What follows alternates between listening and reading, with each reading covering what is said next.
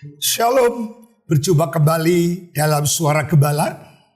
Doa kami tak kalah saudara mendengarkan suara gembala ini, keadaan saudara sedang diberkati Tuhan, sehat, sukses, dan itulah kerinduan kami.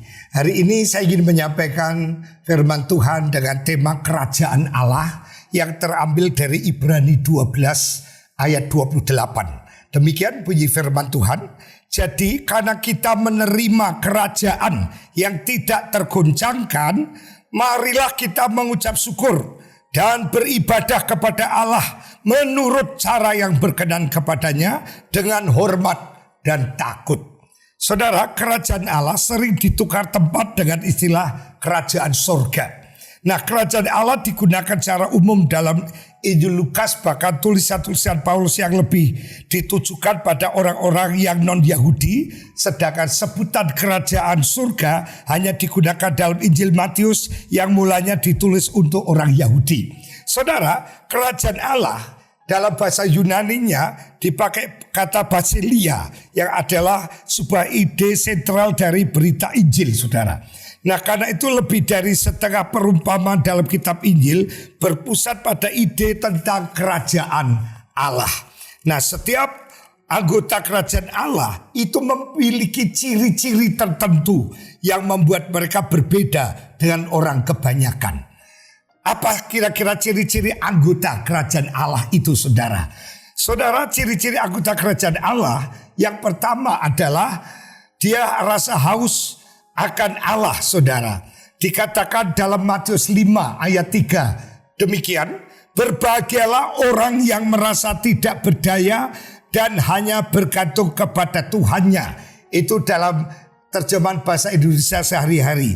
Tetapi dikatakan berbahagialah orang yang haus dan lapar akan kebenarannya, akan kebenaran Tuhan, maka dia adalah merupakan anak Allah. Saya bacakan demikian ya, saudara.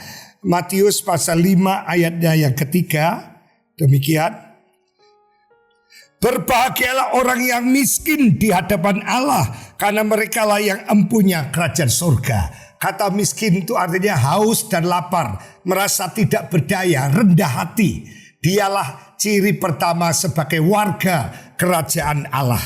Saudara, miskin di hadapan Allah itu, saudara, artinya rendah hati. Jadi miskin di hadapan Allah dalam bahasa Yunaninya, saudara, dipakai kata petokoi, saudara. Petokoi. Dan saudara yang dikasih oleh Tuhan, yang artinya orang yang rendah hati, atau orang yang merasa miskin atau haus dan lapar.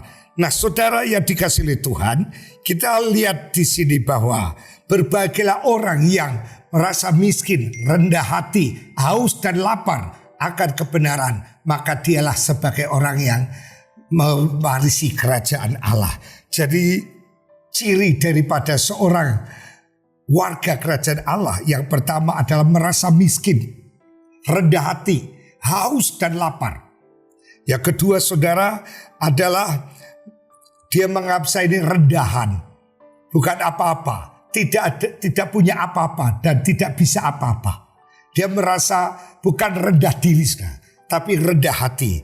Dan juga artinya seperti orang yang sudah tidak ada pertolongan lagi, tanpa kekuatan, saudara. Dia merasa betul-betul hanya memohon belas kasihan Tuhan. Yang terakhir artinya juga orang yang banyak membutuhkan. Saudara merasa banyak membutuhkan, merasa tidak ada lagi pertolongan dari dirinya. Dia betul-betul memohon belas kasihan Tuhan. Dia merasa dia rendah hati, miskin, tidak punya apa-apa. Itulah yang menjadi ciri seorang warga kerajaan Allah. Yang terakhir adalah mengalami kekurangan sesuatu. Jadi rasa kekurangan dalam roh menimbulkan respek seperti orang yang diinginkan Tuhan. Merasa kekurangan. Banyak orang yang, saudaraku yang kekasih, merasa sudah puas, saudara. Merasa sudah puas sehingga saudaraku yang kekasih, dia menganggap enteng, saudaraku yang kekasih, yaitu firman Tuhan. Saya akan bacakan, saudara, di dalam firman Tuhan bahwa orang yang kenyang, madu pun dianggap saudara akan diinjak-injak. Madu, barang yang mahal yang bisa beri kekuatan kesehatan, diremehkan karena merasa sudah kenyang. Saudara, kalau sekarang ini sudah merasa sudah kenyang sehingga tidak membutuhkan doa, tidak membutuhkan baca firman, tidak membutuhkan ibadah, tidak membutuhkan Tuhan. Dalam Amos 8 ayat 11 katakan, suatu saat akan datang masa kelaparan dan haus. Bukan lapar dan haus akan makanan dan minuman, tapi lapar dan haus untuk mendengarkan firman.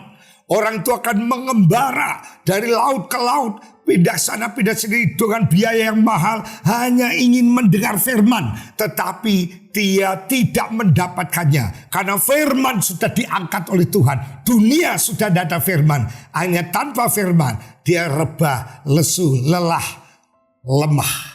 Saudara, mari selagi masih murah mudah mendapatkan firman, baik di gereja, baik yang ada di YouTube dimanapun, mari kita akan seperti semut yang mengumpulkan perbekalan sebanyak mungkin untuk berjaga menghadapi masa-masa haus dan lapar di mana tidak ada lagi firman.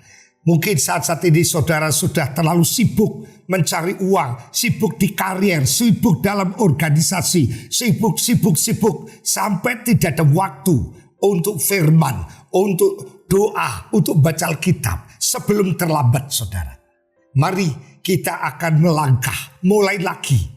Karena yang bisa menempati kerajaan Allah yang tidak tergoncangkan hanyalah orang yang haus dan lapar, merasa miskin, merasa kekurangan sesuatu, merasa tidak ada pertolongan kalau tidak melibatkan Tuhan. Hanya orang seperti itu yang akan tidak tergoncangkan. Hari-hari ini kegoncangan sudah melanda dimanapun berada. Aspek-aspek kehidupan sudah digoncangkan. Ekonomi, rumah tangga, kesehatan.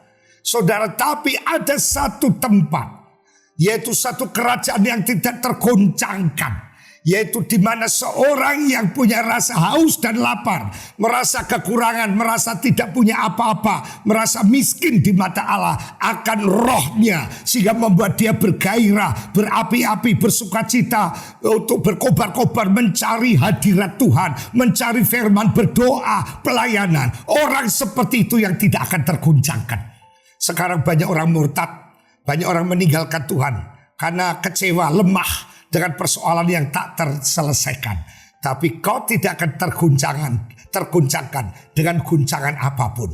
Karena kau adalah yaitu warga kerajaan Allah. Karena Tuhan melihat engkau pribadi yang haus dan lapar, merasa miskin roh, merasa tak berdaya, membutuhkan Tuhan. Sehingga engkau tidak bisa tanpa Tuhan. Engkau tidak tergoncangkan. Puji Tuhan. Yang kedua, ciri warga kerajaan Allah selain seorang yang rendah hati, merasa miskin, haus dan lapar akan rohnya, sehingga dia selalu mencari hal-hal yang bersifat spiritual. Yang kedua adalah memiliki sifat positif seperti anak-anak. Saudara, di dalam yaitu Injil Matius, saudara, di dalam Injil Matius 19, di situ kita akan temukan, saudara, bahwa ciri seorang warga kerajaan Allah itu adalah seperti anak-anak. Demikian saya akan bacakan Matius pasal 19 ayat 14. Tetapi Yesus berkata, biarkanlah anak-anak itu, janganlah menghalang-halangi mereka datang kepadaku, sebab orang-orang yang seperti itulah yang empunya kerajaan surga. Jadi saudara, cirinya adalah memiliki sifat seperti anak-anak, bukan kekanak-kanakan. Sifat anak-anak itu apa? Yang pertama, anak-anak itu kalau bertengkar cepat memaafkan, tidak punya dendam. Baru 5 menit bertengkar sudah rukun kembali. Itu anak-anak. Tapi kalau kita menyimpan dendam, sakit hati, punya kepahitan, entah itu sudah sebulan, 12 tahun, 5 tahun, bahkan puluhan tahun, saudara tidak layak menjadi warga kerajaan Allah. Saudara akan tergoncang dengan guncangan-guncangan yang ada. Saudara, ketika berselisih, anak-anak cepat mengampuni dan melupakan kesalahan temannya. Ketika percaya, anak-anak itu tidak ragu sekalipun. Suatu saat, saudara, ada seorang akrobatis terkenal, saudara. Ya, di Gurun Niagara, dia membentangkan tali dan dia berjalan di atas tali. dengan menggunakan gerak-gerak yang sangat membuat spot jantung. Bawahnya itu jurang. Kalau jatuh pasti mati. Dan orang ini karena ahli saudara. Dia bisa mempermainkan gerakan-gerakan yang membuat jantungnya hampir copot orang mendengar. Tapi dia bisa karena hebat. Lalu dia tawarkan, mari siapa yang mau bersama-sama dengan saya ikut di sini. Kamu sudah tahu kan saya ahli, saya bisa. Semua orang yang ditawari gedek-gedek sudah. Ya, kamu tadi masih untung. Nanti kalau pas nasib saya jelek, kepleset jatuh. Wah, enggak. Saya belum mantu, saya belum punya cucu, saya belum kawin, semua enggak mau sudah. Ada seorang anak yang, saya mau. Kaget. Nak, jangan nak. Ini bahaya, kamu masih kecil. Masa depanmu masih panjang. Enggak, saya udah takut. Langsung dia dipegang, ikut seorang akrobat itu memperagakan semua orang teriak, aduh, ini anak sopo, kau waniman, kau tidak punya rasa wedi. Wah, semua orang pada jengkel, gregetan, bahkan sudah kedap-kedap saudara. Setelah selesai, anak itu dikembalikan, anak itu dirubuh. Nah, kamu tidak takut? Enggak. Apa yang membuat kamu tidak takut? Karena itu bapakku. Aku tahu bapakku itu hebat, bapakku luar biasa. Aku juga tahu tidak mungkin bapakku akan mencelakakan aku. Aku kan anaknya. Makanya aku tenang. Aku tidak ada rasa khawatir karena aku percaya kepada bapak. Itu anak-anak saudara. Kalau sudah percaya tidak ragu-ragu saudara. Kita itu kadang-kala seperti Thomas. Saya baru percaya kalau mata saya melihat. Di dalam firman Tuhan dalam 2 Korintus 5 ayat 7. Bahwa kita hidup bukan karena melihat. Tapi karena percaya. Tuhan pada berkata, adakah kujumpai iman atau percaya di muka bumi. Tak kala anak manusia datang ke dunia ini. Masih ada iman saudara. Sekalipun masalah banyak. Kebutuhan besar. Masih percaya bahwa masih ada mujizat. Kalau saudara sudah mulai ragu. Saudara berarti tidak layak disebut warga kerajaan Allah. Mulai hari ini mari miliki sifat seperti anak. Yang mana mudah memaafkan, mudah mengampuni. Tidak punya dendam, tidak punya kepahitan. Yang kedua, anak itu kalau sudah percaya. Saudara percayanya itu pasrah bongkoan. Tidak ada rasa ragu. Mari percayalah dengan total. Kita punya Tuhan yang besar. Tuhan yang hebat. Tuhan yang luar biasa. Dia tidak berubah. Tetap sama. Yang terakhir, ciri seorang warga kerajaan Allah adalah dia memiliki kerohanian yang lebih dari sekedar kesalehan orang Farisi, saudara. Di dalam Injil Matius pasal 5, saudara, saya akan bacakan ayat yang ke-20, saudaraku yang kekasih. Ya, di situ kita melihat dalam Injil Matius pasalnya yang ke-5, ya, ayatnya yang ke-20 demikian bunyi firman Tuhan. Matius 5 ayat 20, ya. Saya bacakan, maka aku berkata kepadamu, jika hidup keagamaanmu tidak lebih benar daripada hidup keagamaan ahli-ahli Taurat dan orang-orang Farisi, sesungguhnya kamu tidak akan masuk ke dalam kerajaan surga. Orang Farisi itu orang yang beragama. Wah, kalau soal agama, Farisi itu nomor 1, saudara. Dia betul-betul seorang agama. Untuk menyamai dia rasanya kok berat. Tapi Tuhan katakan kalau hidup agamamu tidak lebih dari itu. Tidak bisa masuk saudara. Jadi kenapa saudara? Apakah Tuhan tidak suka memiliki kehidupan agama seperti orang Farisi? Saudara, satu sisi Tuhan kagum. Karena dia kalau untuk Tuhan luar biasa. Tetapi ada yang tidak Tuhan sukai, yaitu karena di situ segala sesuatu yang dikerjakan oleh orang Farisi itu serba dipamerkan. Doa dipamerkan supaya orang tahu, wah dia suka berdoa. Dia suka berdiri di tikungan supaya orang setiap belok, wih ada orang Farisi sedang bawa tasbih, sedang doa. Jadi semua yang dikerjakan ingin dipuji orang. Kalau semua keagamaan kita motivasinya puasa biar diketahui, sedekah biar diketahui, bahkan sembahyang supaya diketahui, Tuhan tidak izinkan saudara jadi warga kerajaan Allah. Apa yang kita kerjakan kalau kita berdoa, Tuhan kata masuk kamar kunci. Hanya Bapa di surga yang tidak kelihatan, yang melihat doamu. Tidak usah pamer pengen diketahui orang lain bahwa saudara sok doa.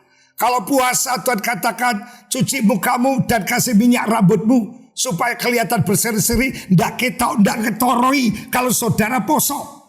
Sehingga tidak diduga pada sedang puasa. Karena pahala itu yang memberi Tuhan, bukan pujian manusia. Soal memberi, apa yang diberikan oleh tangan kirimu atau kananmu, sebaliknya jangan diketahui yang selain. Artinya biar Tuhan yang tahu. Jangan minta diumumkan, dimunculkan supaya orang bisa baca. Lalu semua orang pada kagum, kamu suka korban, korbanmu gede ya. Sehingga dipuji, terpujilah engkau. Kau sudah mencuri kemuliaan Tuhan. Segala puji, hormat, kemuliaan itu haknya Tuhan. Jangan dicuri. Kita kalau melakukan sesuatu yang berhubungan dengan keagamaan, lakukannya adalah untuk kemuliaan Tuhan. Jangan sedikit pun ingin mencari pujian manusia. Itu baru warga kerajaan Allah. Sekalipun mungkin ya kita belum selevel orang Farisi pinternya, tapi hati dan motivasimu sudah benar, maka Tuhan tertarik. Ya, engkau layak jadi warga kerajaan surga. Jadi yang menjadi ciri warga kerajaan surga yang pertama adalah dia punya rasa haus akan Allah. Lapar, miskin, merasa butuh, merasa tidak bisa apa-apa tanpa Tuhan. Orang yang rendah hati seperti ini, dia layak menjadi warga kerajaan Allah. Masihkah rasa haus dan lapar kau akan Tuhan? Atau sudah bosan seperti bangsa Israel bosan dengan mana, pengen daging? Bahaya saudara, kau mungkin sudah kehilangan cinta mula-mula. Kau mengalami kesuaman, kekeringan, kehampaan, kekosongan. Hari ini cari Tuhan sampai ketemu, mengalami lawatan Tuhan. Yang kedua, saudaraku yang kasih, kita memiliki sifat positif dari seorang anak. Apakah itu? Cepat memaafkan. Ketika berselisih, anak-anak cepat mengampuni dan melupakan kesalahan temannya. Yang kedua, ketika percaya, anak itu tidak ragu sedikit pun. Dia betul-betul percaya total. Karena dia yakin bapaknya itu mampu. Yang ketiga, kita memiliki kerohanian yang lebih dari sekedar kesalahan orang Farisi. Karena kesalahan orang Farisi itu hanya untuk dipamerkan. Supaya orang tahu dan memuji, memuja, bahkan menyanjung. Tuhan tidak ingin. Biarlah dia yang makin bertambah, kita yang berkurang-kurang. Kita jangan mencuri kemuliaannya Tuhan. Kiranya hal ini boleh memberkati kita. Mari kita sama-sama berdoa saudara. Tuhan Yesus, kami bersyukur buat firman-Mu. Ternyata kami masih jauh layak disebut warga kerajaan Allah. Karena kami sudah kehilangan rasa haus dan lapar akan Engkau. Kami sudah jatuh cinta dengan dunia. Sehingga cinta kami kepada Bapa hilang. Mulai hari ini kami akan mencari wajah Tuhan. Kami akan memiliki rasa haus dan lapar lagi akan Engkau. Supaya kami layak disebut warga kerajaan Allah. Dan kami boleh memiliki sifat positif seperti anak-anak yang cepat memaafkan. Ketika kami berselisih dengan suami, istri, dengan orang tua, dengan anak, dengan siapapun. Kami cepat mengampuni dan melupakan, tidak menyimpan akar kepahitan. Bahkan ketika kami percaya kepada firman-Mu, percayaan kami total tanpa ada ragu. Bahkan kesalahan kami lebih dari orang Farisi. Kalau orang Farisi berusaha saleh supaya dipamer-pamerkan, tapi kami mau tulus. Kami mau tulus, kami tidak mau mencuri haknya Tuhan, yaitu kemuliaan. Segala puji, hormat, kemuliaan hanya milik Tuhan. Tanamkan firman ini dalam hati kami. Terima kasih Bapa, terima kasih Tuhan. Saat ini kalau ada di antara kami yang mendengar suara gembala ada yang sakit, Tuhan sembuhkan, yang lemah kuatkan, yang susah hiburkan, yang putus asa berikan pengharapan. Tuhan, kalau ada yang mengalami kelemahan tubuh, baik pada bagian kepala panca indera, bagian mata, karena glukoma, karena Tuhan Yesus, karena penyakit hal membuat tidak bisa melihat dengan jelas, bahkan penyakit yang menyerang bagian telinga, pendengarannya kurang jelas, bahkan juga tenggorokannya. Tuhan jamah, Tuhan sembuhkan dengan bilur Yesus, supaya kau angkat semua penyakitnya sampai seakar-akarnya. Kami doakan jantungnya, livernya, ginjalnya, paru-paru, pankreasnya, juga segala penyakit apapun, penyakit diabetesnya, penyakit apapun yang menyerang tubuhnya, semuanya Tuhan jamah. Kalau pankreasnya tidak menghasilkan insulin sehingga menimbulkan diabetes, hari ini juga kami kutuki penyakit diabetesnya dalam nama Yesus. Oleh bilur Yesus Tuhan sembuhkan anakmu sehat dan diberi panjang umur. Diberkatilah kiranya hidup nikahmu dan buah pernikahanmu. Diberkatilah kiranya mata pencarian usaha pekerjaanmu. Apapun yang kau pegang kerjakan dibuat Tuhan berhasil. diberkatilah kesehatanmu, kau sehat dan diberi panjang umur. Sekarang saudaraku yang kekasih, terimalah berkat rahmat sejahtera dari Allah Bapa, kasih sayang dari Sang Putra, persekutuannya dalam Roh Kudus, kiranya akan turun tinggal dan menyertai kita semua hari ini, besok, sampai selamanya. Dalam nama Tuhan Yesus kami sudah berdoa dan mengucap syukur. Haleluya. Amin. Tuhan Yesus memberkati. Ketemu lagi nanti di Suara Gembala yang akan datang. Amin.